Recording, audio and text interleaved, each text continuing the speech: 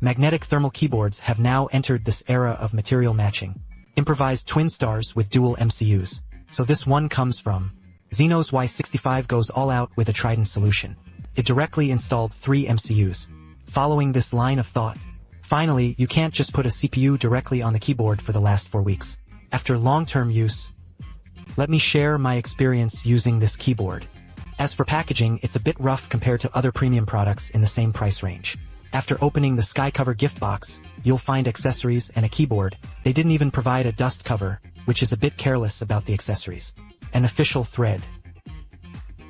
A steel-colored 8 charger also lacks a flexible body. The version I bought is the Star Rail version with headless keycaps made of PA material. The surface has a coating that feels like a similar texture. Similar to ADK's HX80, the tactile feel is quite good. The switch is equipped with a custom firefighting shaft from Jiadalong, so this axle actually has quite a say. First, it completely changed the common magnetic blood outflow axis. The out-of-body design features a dual-stage axle, secured with clips. Magnetolysis is installed in the shaft column below. In theory, it recreates the feeling of the axle column bottoming out in a mechanical shaft. In actual use, compared to other magnetic silks, the sound of bottoming out is much better. It's not the crisp, sharp sound of magnetic collisions. But after using the phone, it still feels a bit empty. I can only say it's pretty close to the mechanical ones. The hi-fi sound is still a bit distant. In terms of feel, both the initial and initial shake control are excellent. The pressing is also smoother. The only downside is that the rebound is a bit weak. It doesn't feel too sluggish or sluggish to handle. Overall, the typing sound remains within an acceptable range. Let's just make a quick comparison. And the X80, which is widely recognized for its sound quality among magnetic lock keyboards. And the value of this new switch structure. Which one sounds better?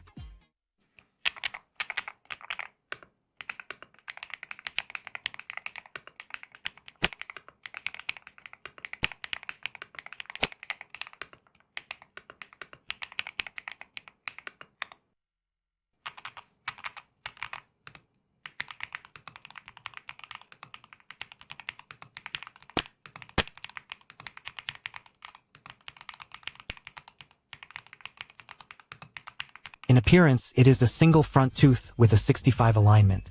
The front design is sharply defined, with many cuts and corners. In the upper left is a sweet-colored Y65 nameplate. There are 2 RGB ambient light strips below. The realistic feel of the headlights is really cool. The 2 upper parts are magnetic. It offers future DIY possibilities, and the slot in the middle is still easy to take out. The middle is for switching boards, and the lock is tight. There is no issue with the texture of losing the sense of knocking or missing the center.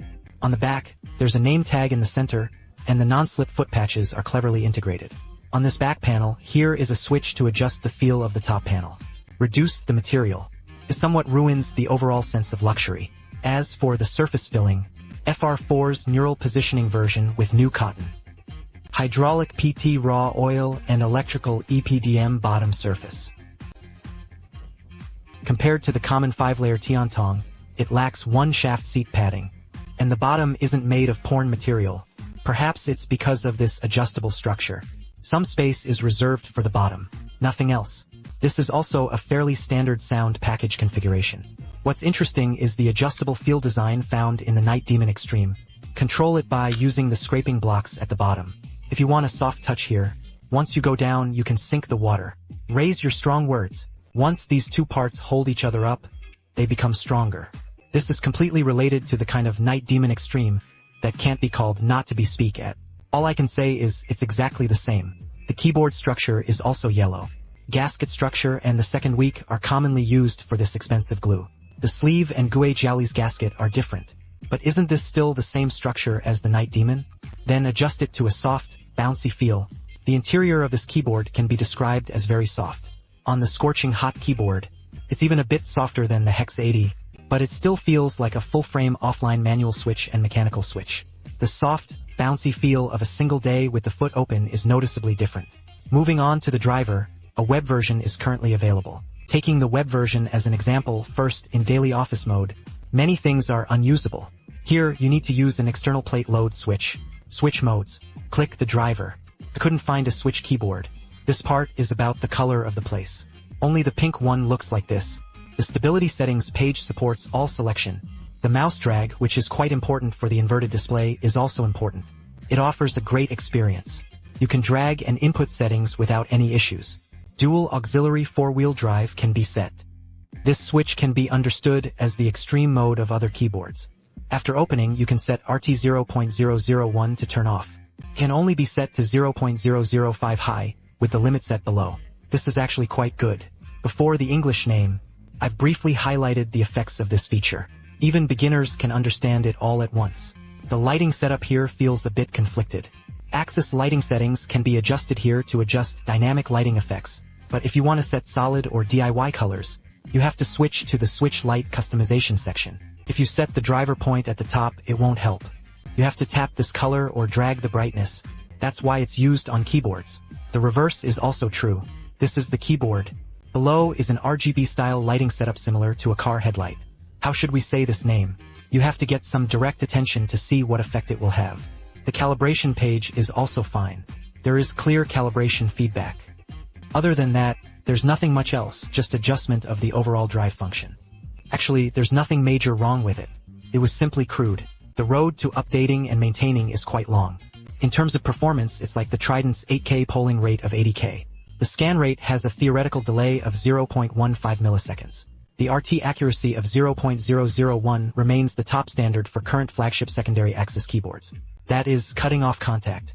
After using the 0.01 RT specs for about 3 or 4 days, so far I haven't found any disconnection issues. So, the Sunny version's shell is pretty good, right? 220 mesh is definitely shivering. The publishing and optical rods clearly don't match the S80 Xiong unit casing.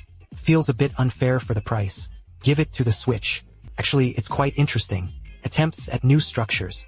The typing sound is indeed much better. It's closer to the crisp feel of this mechanical Switch. I have a slick sacrificial ghost tank on my hands. It's similar to the X80's Taizhou chip, just not very responsive. The accessories are rather sloppy. To be honest, this price level shouldn't be acceptable, especially for those nearby. Among the products, only the Rock 80 is just as perfunctory. That's it. So the selling points of promotion. Its adjustable structure is indeed very effective. When soft, it's extremely soft, almost like gasket silk keys. The softest tier on the plate. When it's tough, help out tough. The playability is still okay. As for the details, personally, I think there are some rather perfunctory aspects. First, the 2 ambient lights on the front are made of silicone, which has poor light conductivity. The lighting effects are a bit faint, and the adjustable wave blades on the back. The texture is a bit lacking. Also, the driver isn't perfect enough. It's already priced around 1,000 yuan. That is also unacceptable. And how about the front high output angle? It falls a bit short among net products at the same price point. But to get back to the point, with 3 MCUs, in theory, the performance ceiling is very high. By updating and maintaining firmware, this performance should be a bit stronger than the current Star product's twin features. However, based on actual data stream up tests, it's still not enough. It all depends on whether you have patience. Wait until it is updated. So, to sum up, the appearance is quite distinctive. There are a few minor details that may be lacking. The adjustable soft bell feels like it's activated. A very pleasant typing sound on the keyboard. The colors offered are also decent. There's also a co-branded version. I heard it's a factory backed by Tengjing. You probably won't have to worry about future updates and maintenance anymore. If you eat this kind of look, and they can accept this strong and patient attitude. Wait for this update to maintain the firmware driver. So, as a BS Sharp keyboard, it's pretty decent. Simply put, performance is overwhelming. The main thing is real-world experience. That performance can be ignored elsewhere, but you must consider the issue of high strength. Keyboards are meant to be used for extended periods. If an individual does not accept this strong high school, don't force it. Moreover, the Sufeng Keyboard X does not support 7 days or 5 or 6 days of product promotion. You can't try it out either. Thank you all for watching, and see you in the next video.